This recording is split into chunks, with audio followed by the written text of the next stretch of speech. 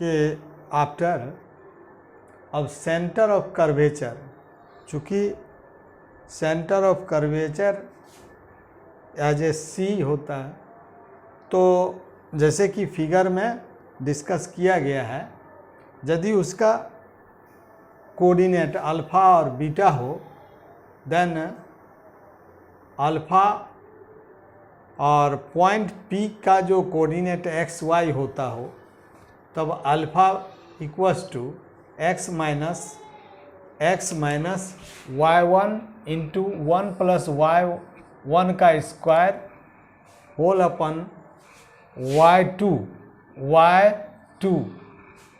और beta y plus 1 plus Y one का square by Y two होता है। ये सेंटर ऑफ कर्वेचर के जो कोऑर्डिनेट यानी सेंटर का जो कोऑर्डिनेट होता है उसको फाइंड करने के लिए फॉर्मूला है। तो अल्फ़ा और बीटा चूँकि कोऑर्डिनेट है, इसीलिए अल्फ़ा का formula x minus Y one into 1 plus Y one का square whole upon Y two, और जबकि beta equals to y plus 1 plus Y one का स्क्वायर और वाई टू होता है, where y1 is the dy by D X and y2 is the D square Y by D X square होता है। जो कि गिवन कोई curve होता हो उसके लिए dy बाई डी एक्स और तरफ फाइंड कर लिया जाता है। अब सर्किल ऑफ कर्वेचर का फॉर्मूला होता है वही सेंटर ऑफ कर्वेचर का जो कोऑर्डिनेट x माइनस अल्फ़ा का square plus y minus beta का स्क्वायर और इक्वल्स टू रो का स्क्वायर, रेडियस ऑफ कर्वेचर का स्क्वायर है। अब देखिए, अब इवोल्यूट और इनवोल्यूट क्या होती है और उसके ऊपर मैं डिस्कस करने वाला हूँ।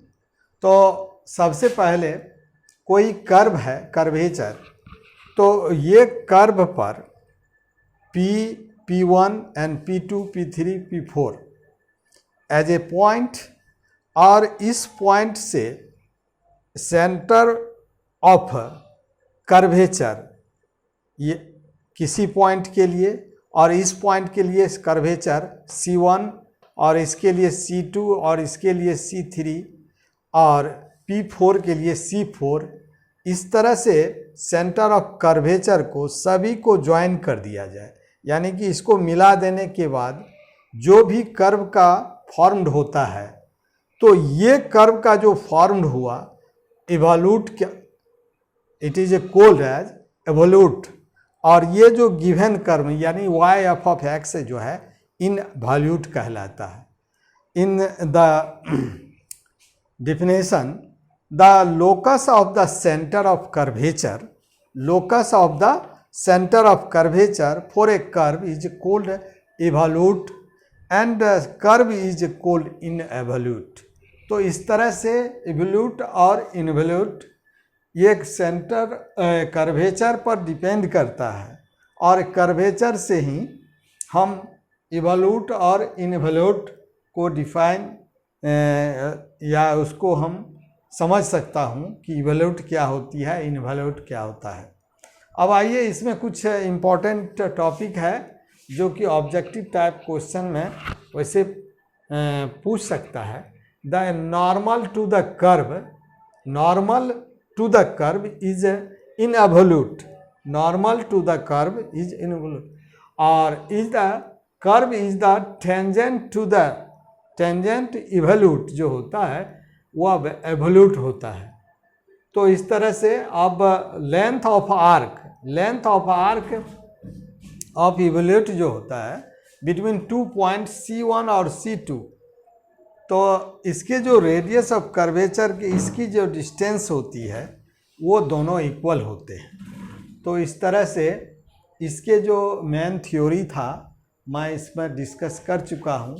अब इसका जो वर्किंग रूल होता है, कोई भी गिवन कर्व होता हो तो उसकी जो इक्वेशन होती है उसमें से आप dy by D X and D square by D Y square को फाइंड आउट करने के आफ्टर सबसे पहले रेडियस ऑफ कर्वेचर फाइंड की जाती है, आफ्टर दैट जो भी इक्वेशन के अकॉर्डिंग आपको डिफाइन करना हो तो उसके बेसिस पर हम फाइंड कर सकते हैं, ये फॉर्मूला के बेसिस पर।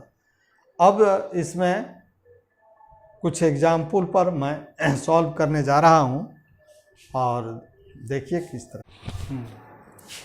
अब question show that the evolute of cycloid x equals to a into theta minus sine theta y equals to a into 1 minus cos theta is another cycloid. तो इस तरह से इसमें साइक्लॉइड का इक्वेशन गिवन है और दूसरे साइक्लॉइड के इक्वेशन को ऑब्टेन करना है। तो given equation of cycloid is x equals to a into theta minus sine theta y equals to a 1 minus cos theta. अब differentiate with respect to theta में ये हम डिफरेंशिएट किया और dx by D theta equals to a 1 minus cos theta और dy by D theta is a sine theta. अब चूँकि dy by D X हमें ऑब्टेन करना है तो dy by D theta into D theta by D X, dy by D theta is a sine theta और D theta by D X इसका reciprocal तो 1 by a 1 minus cos theta. अब sine theta का sine 2 theta वाला formula का use किया गया और 1 माइनस कॉस थीटा का कॉस 2 थीटा वाला फॉर्मूला को यूज करके हमने इस तरह से इसको कैंसिलेशन किया। तो cos theta by 2 by sine theta by 2 equals to cot theta by 2 हो जाता है। अब इसको सेकेंड डेरिवेटिव फाइंड करना है तो y2 is D square Y by D X square और it is D by D X y1। चूँकि थीटा के टर्म में फंक्शन गिवन है तो D by D theta cot theta by 2 into D theta by D X होगा। अब इसको theta के रिस्पेक्ट में और D theta by D X का वैल्यू को यहाँ से पुट करके हमने यहाँ लिखा है। तो -1/2 cosec square theta by 2 1 by a into 2 sine square theta. It is cosec square theta is 1 by sine square theta by 2 तो 1 by -1 by 4a sine raise to power 4 theta by 2।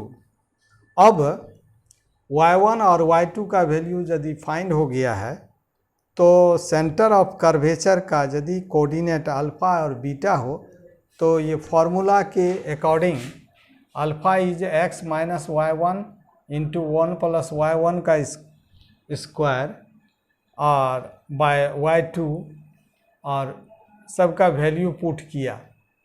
तो यहाँ पर y1 का cot theta by 2 तो 1 plus cot square by theta by 2 whole अपन by -1 by 4a sine raise to power 4 theta.